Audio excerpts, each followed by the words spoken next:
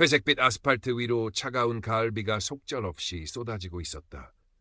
와이퍼가 쉼없이 유리를 닦아냈지만 흐릿한 시야는 좀처럼 맑아지지 않았다. 건축 설계사 한지우는 32 새 생일을 며칠 앞두고 있었다. 그녀의 손가락은 익숙하게 운전대를 감싸고 있었지만 마음은 천근만근 무거웠다. 국제 건축 공모전 마감일이 코앞으로 다가왔고 며칠 밤을 새우며 매달린 프로젝트는 좀처럼 만족스러운 결과를 내놓지 못하고 있었다. 설상가상으로 연인 강태준과의 다툼은 그녀의 마음을 더욱 어지럽혔다. 가끔은 당신이 나를 조금이라도 이해하려 하는지 모르겠어. 홧김에 내뱉은 그의 목소리가 귓가에 맴돌았다. 지우는 라디오 볼륨을 높였다. 클래식 선율이 차 안을 가득 채웠지만 복잡한 심경을 달래기엔 역부족이었다.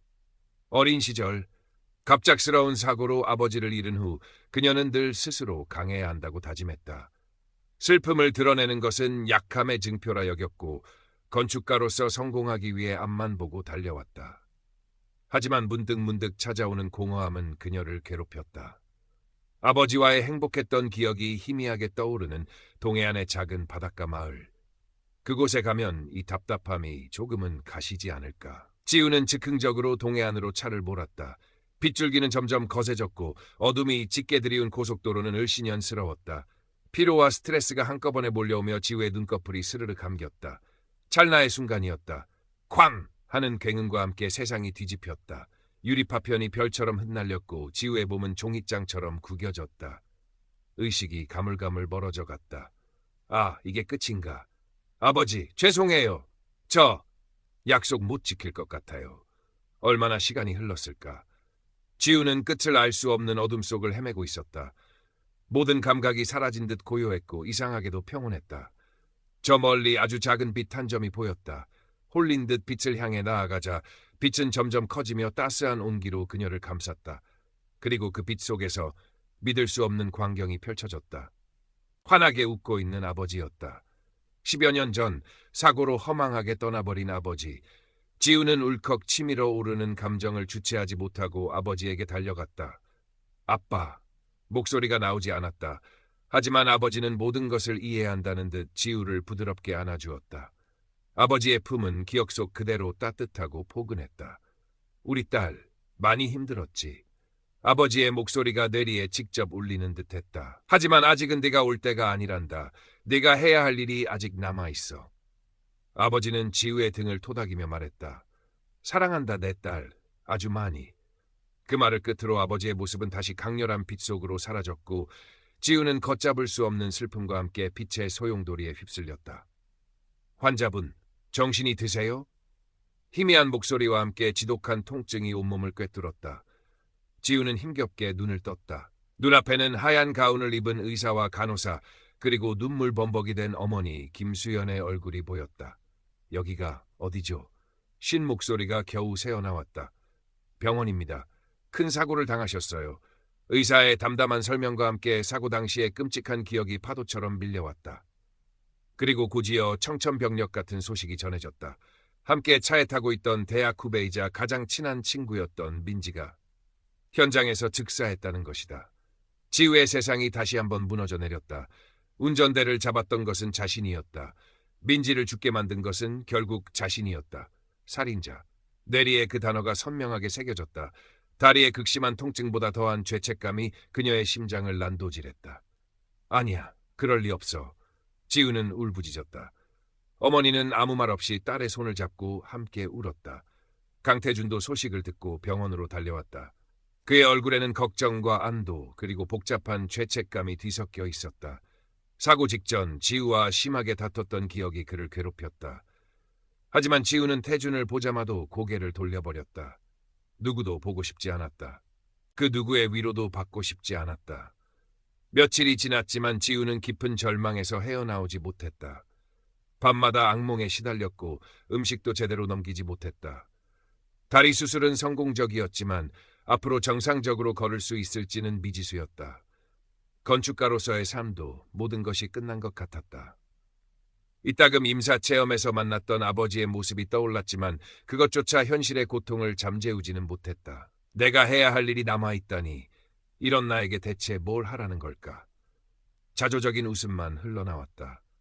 그러던 어느 날 밤 지독한 통증과 함께 지우는 다시 한번 깊은 의식의 심연으로 빠져들었다. 이번에는 아버지가 아닌 끝없이 펼쳐진 우주와 같은 공간이었다. 그리고 마치 영화의 한 장면처럼 그녀의 삶이 빠르게 스쳐 지나갔다. 어린 시절의 순수했던 모습, 건축가의 꿈을 키우던 열정적인 나날들, 태준과의 행복했던 시간들, 동시에 그녀가 외면하고 싶었던 과거의 실수와 이기심, 타인에게 상처 줬던 순간들, 아버지의 죽음 앞에서 느꼈던 무력감도 생생하게 되살아났다. 숨기고 싶었던 모든 것이 발가벗겨진 채 눈앞에 펼쳐졌다. 부끄러움과 후회가 물밀듯이 밀려왔다. 하지만 이상하게도 그 모든 것을 바라보는 또 다른 자신은 놀랍도록 평온했다. 마치 관객이 되어 자신의 삶이라는 연극을 보는 듯했다. 그리고 그 순간 거대한 빛이 그녀를 감쌌다. 이전과는 비교할 수 없는 압도적인 사랑과 평화가 온몸의 세포 하나하나를 관통하는 듯했다. 괜찮다.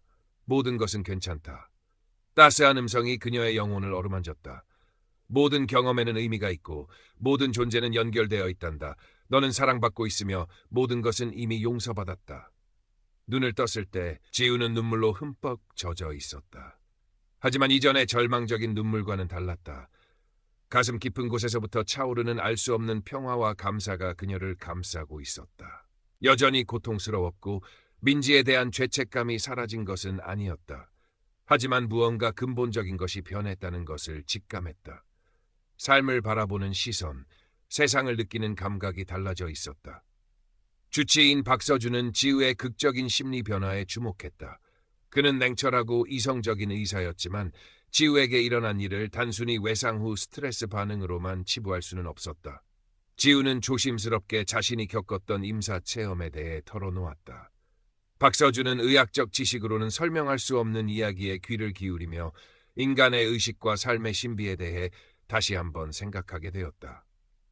퇴원 후 지우는 어머니의 권유로 동해안의 작은 바닷가 마을, 어린 시절 아버지와의 추억이 서린 옛집으로 요양을 떠났다.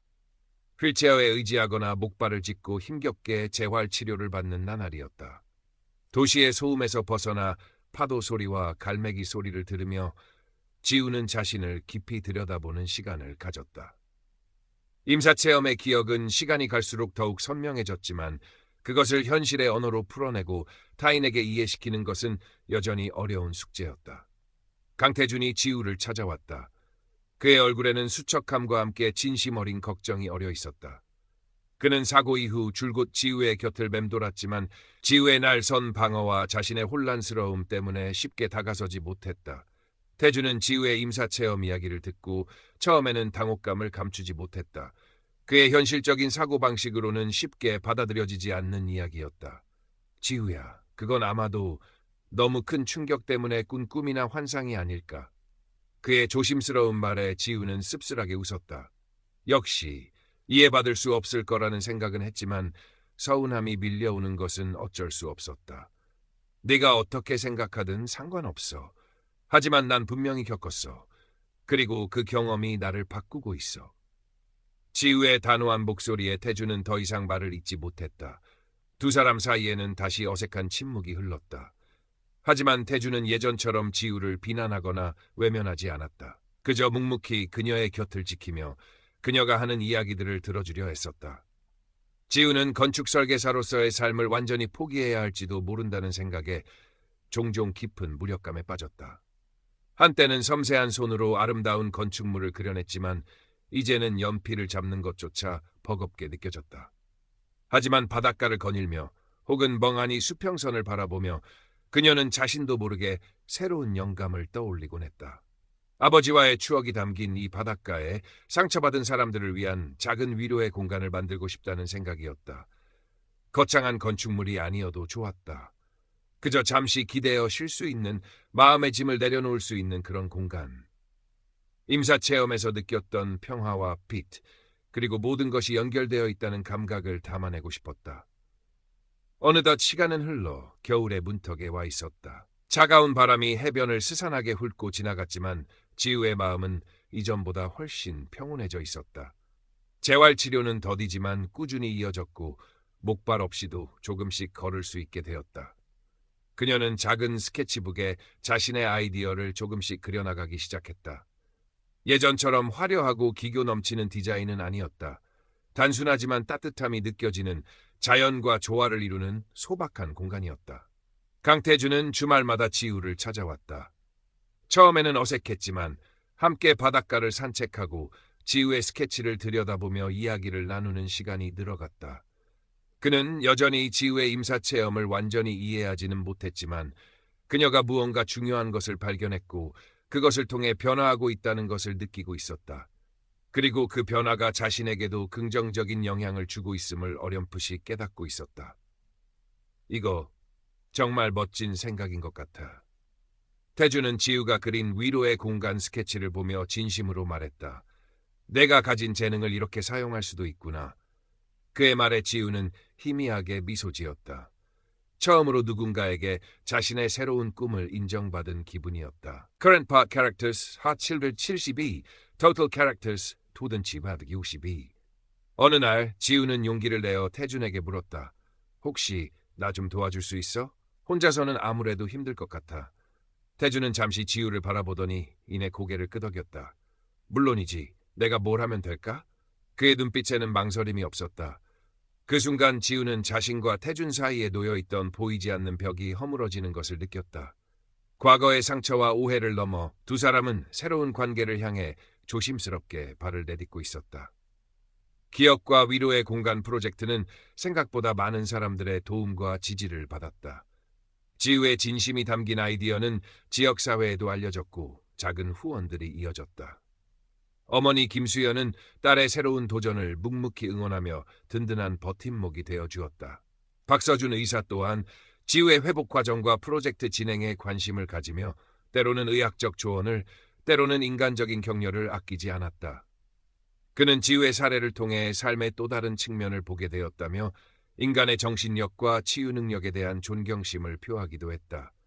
설계는 지우가 주도했지만 태주는 현실적인 문제 해결과 기술적인 지원을 아끼지 않았다. 함께 밤을 새우며 도면을 검토하고 현장을 답사하며 의견을 나누는 과정에서 두 사람은 서로를 더욱 깊이 이해하게 되었다.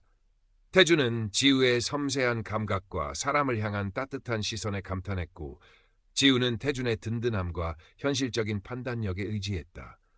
사랑이라는 감정은 때로는 격렬한 열정으로, 때로는 잔잔한 강물처럼 서로의 삶에 스며들고 있었다. 프로젝트가 진행되는 동안 지우는 민지에 대한 죄책감에서 완전히 벗어나지는 못했다. 하지만 이제는 그 슬픔을 외면하거나 억누르려 하지 않았다. 민지를 기억하고 그녀를 사랑했던 마음을 소중히 간직하며 그녀의 목까지 의미 있는 삶을 살아가야겠다고 다짐했다. 기억과 위로의 공간은 어쩌면 민지를 위한 작은 추모비이자 그녀와 같은 아픔을 가진 모든 이들을 위한 선물이 될 수도 있을 터였다. 임사체험에서 느꼈던 연결됨의 감각은 이제 그녀의 삶과 작업 속의 구체적인 형태로 발현되고 있었다. 건축 과정은 순탄하지만은 않았다. 예산 문제, 예상치 못한 기술적 어려움, 그리고 때로는 주변의 무관심이나 회의적인 시선에도 부딪혀야 했다. 하지만 지우는 포기하지 않았다. 임사체험에서 얻은 삶은 선물이라는 깨달음은 그녀에게 어떤 어려움도 이겨낼 수 있는 용기를 주었다. 그녀는 더 이상 과거의 트라우마에 갇혀 있거나 타인의 평가에 휘둘리지 않았다. 자신의 내면의 목소리를 따르고 자신이 옳다고 믿는 가치를 실현하기 위해 묵묵히 나아갈 뿐이었다. 드디어 1년이라는 시간이 흘렀다. 늦가을의 따스한 햇살 아래 동해안의 작은 바닷가 언덕 위에 기억과 위로의 공간이 그 모습을 드러냈다. 화려하거나 웅장하지는 않았지만 주변 자연과 아름답게 조화를 이루며 편안하고 아늑한 분위기를 자아냈다. 나무와 돌, 그리고 빛을 주재료로 사용한 공간은 찾는 이들에게 따뜻한 위로와 평화로운 휴식을 제공할 것 같았다. 작은 완공식이 열렸다. 거창한 행사는 아니었지만 지우의 가족과 친구들, 프로젝트를 도왔던 사람들, 그리고 소문을 듣고 찾아온 지역 주민들로 공간은 북적였다. 지우는 아직 다리가 조금 불편했지만 목발 없이도 천천히 걸을 수 있게 되었다. 그녀는 단상에 올라 마이크를 잡았다. 수많은 사람들 앞에서 연설을 하는 것은 처음이었지만 이상하게도 긴장되지 않았다. 이 공간은 저에게 아주 특별한 의미를 지닙니다. 지우는 차분하게 입을 열었다. 저는 이곳에서 과거의 아픔을 치유받았고 새로운 삶의 희망을 발견했습니다. 그리고 그 과정에서 깨달은 것이 있습니다. 우리는 모두 연결되어 있으며 서로에게 기댈 수 있는 존재라는 것을요. 이 공간이 상실의 아픔을 겪었거나 삶의 무게에 지친 모든 분들에게 작은 위로와 힘이 될 수 있기를 바랍니다. 잠시 모든 것을 잊고 그저 평화롭게 머물다 가실 수 있는 그런 곳이 되기를 소망합니다. 지우의 진심 어린 이야기에 사람들은 조용히 귀를 기울였고 몇몇은 눈시울을 붉히기도 했다. 연설을 마친 지우에게 박수갈채가 쏟아졌다. 어머니는 딸의 손을 꼭 잡았고 태주는 따뜻한 미소로 그녀를 바라보았다. 그 순간 지우는 가슴 벅찬 감사와 함께 깊은 평온함을 느꼈다. 완공식 후 사람들은 저마다 기억과 위로의 공간을 둘러보며 담소를 나누거나 조용히 사색에 잠겼다. 아이들은 햇살 아래 자유롭게 뛰어놀았고 노부부는 바다가 보이는 창가에 앉아 서로의 어깨에 기대었다. 지우는 그 모습을 바라보며 조용히 미소 지었다. 그녀가 꿈꿨던 풍경이 바로 눈앞에 펼쳐져 있었다. 자신이 겪었던 특별한 경험을 통해 얻은 깨달음이 이제는 타인에게도 작은 울림을 주고 있었다. 해가 저물 무렵 사람들은 하나둘씩 돌아갔고 공간에는 다시 고요함이 찾아왔다. 지우는 태준과 함께 바다가 보이는 테라스에 앉았다. 붉게 물든 노을이 수평선 너머로 장엄하게 펼쳐지고 있었다. 파도 소리가 규칙적으로 밀려왔고 상쾌한 바닷바람이 두 사람의 뺨을 스쳤다. 정말 아름답다. 태준이 먼저 침묵을 깼다. 네가 해냈어, 지우야. 지우는 가만히 고개를 끄덕였다. 혼자서는 못했을 거야. 당신이 있어서 가능했어. 태준은 지우의 손을 부드럽게 잡았다. 그의 손은 따뜻하고 단단했다. 내 덕분에 나도 많은 것을 배웠어. 예전의 나였다면 이런 기적 같은 일을 믿지 못했을 거야. 그는 잠시 말을 멈추더니 진지한 눈빛으로 지우를 바라보며 말을 이었다. 네가 겪었던 그 특별한 경험들, 이제는 나도 조금은 알 것 같아. 눈에 보이는 것만이 전부가 아니라는 것을. 그리고 삶은 정말 소중한 선물이라는 것을. 지우의 눈가에 다시 한번 촉촉한 물기가 어렸다. 하지만 이번에는 슬픔이나 아픔의 눈물이 아니었다. 깊은 이해와 감사, 그리고 사랑의 감정이었다. 그녀는 태준의 어깨에 조용히 기댔다. 두 사람은 말없이 한참 동안 노을을 바라보았다. 그들의 마음은 어느 때보다 평화롭고 충만했다. 그 후로도 기억과 위로의 공간은 많은 사람들의 발길이 이어졌다. 각자의 사연을 안고 찾아온 사람들은 그곳에서 잠시나마 세상의 시름을 잊고 서로에게 위로를 건네며 새로운 힘을 얻어갔다. 지우는 더 이상 과거의 명성이나 성공에 얽매이지 않았다. 그녀는 자신이 가진 건축가로서의 재능을 통해 사람들의 마음을 어루만지고 세상에 따뜻한 온기를 전하는 일에 보람을 느꼈다.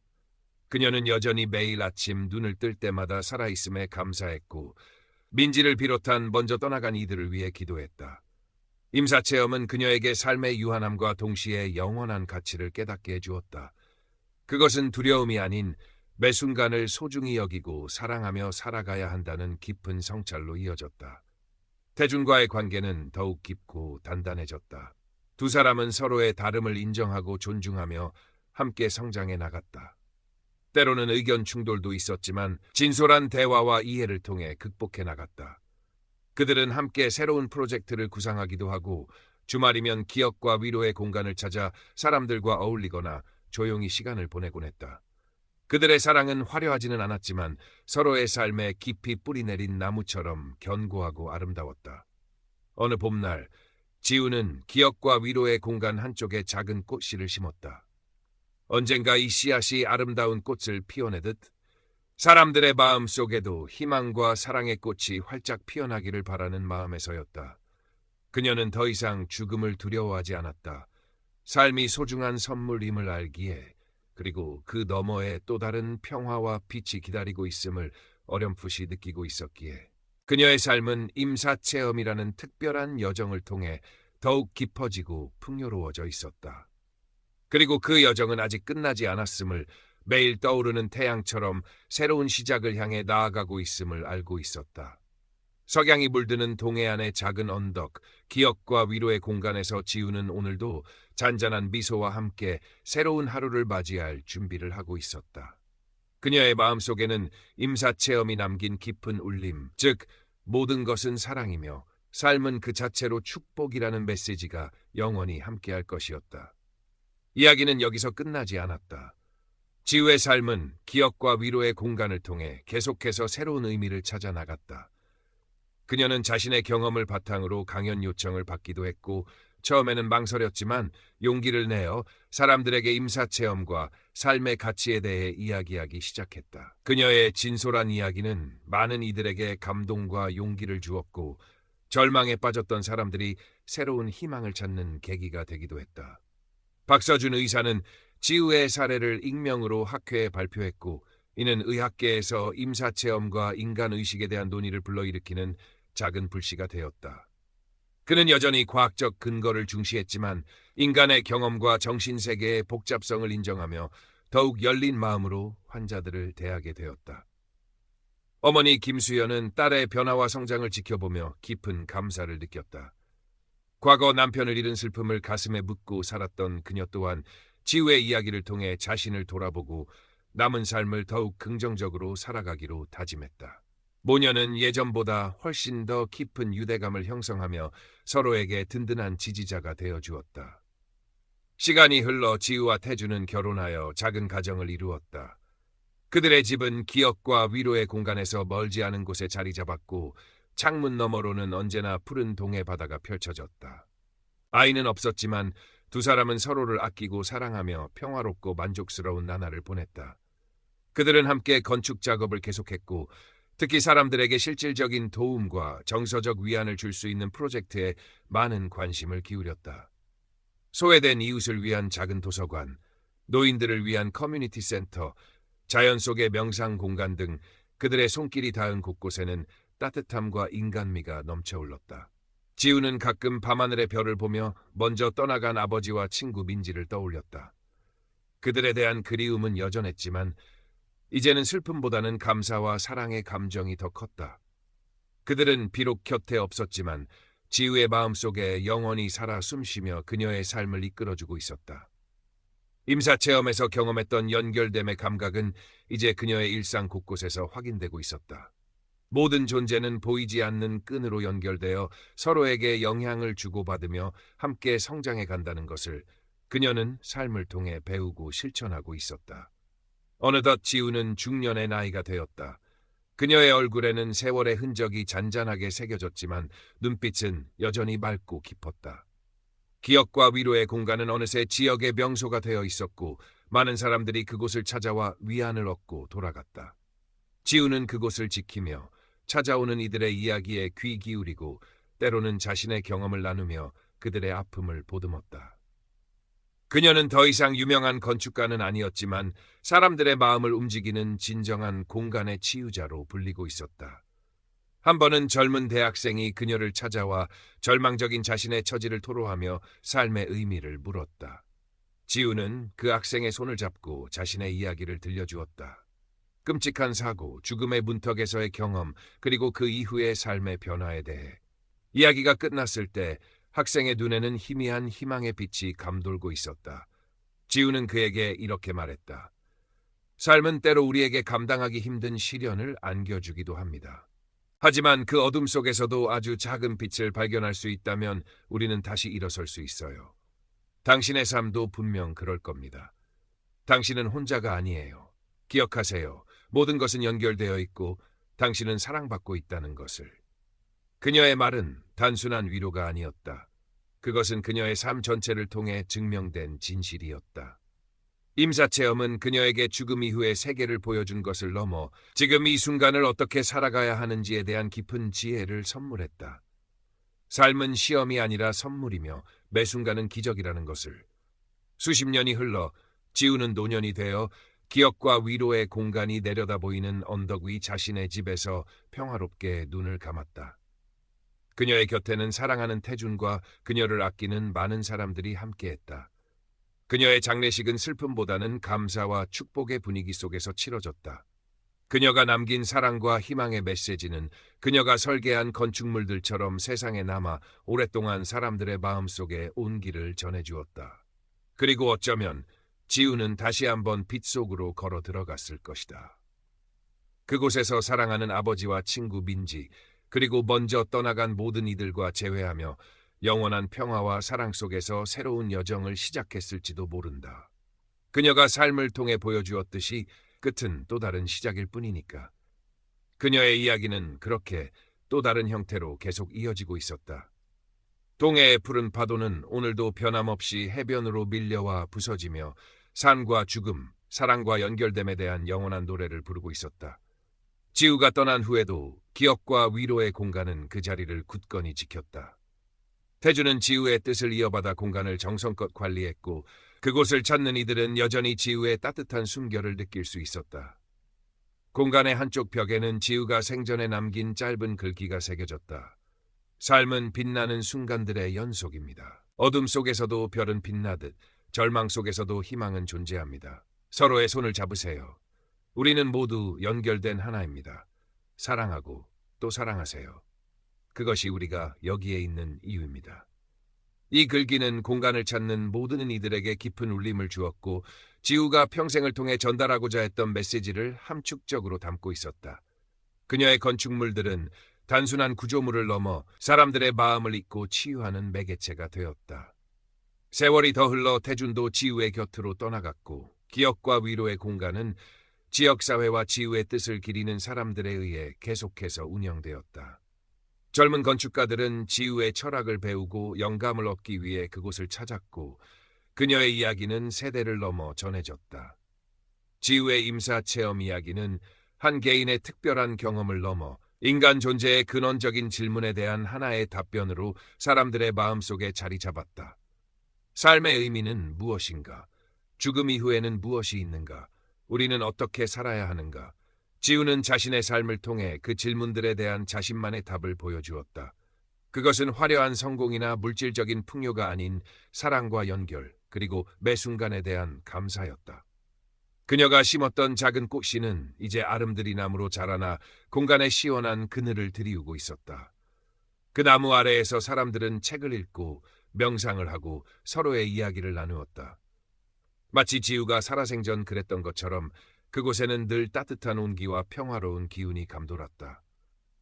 어쩌면 지우의 이야기는 영원히 끝나지 않을 것이다. 그녀가 남긴 사랑의 씨앗은 계속해서 새로운 곳에 뿌려지고 또 다른 희망의 꽃을 피워낼 것이기 때문이다. 그녀의 삶은 한편의 아름다운 건축물처럼 시간의 흐름 속에서도 굳건히 서서 사람들에게 영감을 주고 위로를 건네는 존재로 기억될 것이다.